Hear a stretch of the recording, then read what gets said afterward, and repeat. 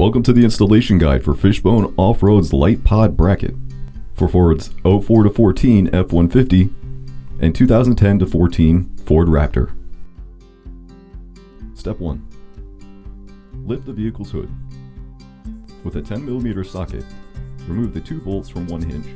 Be careful to support the hood so it doesn't hit your windshield.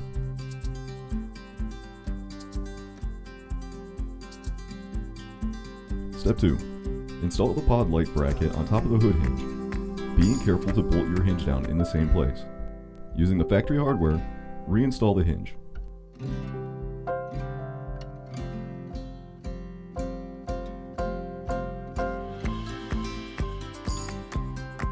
Finally, install the pod light of choice, using its included hardware.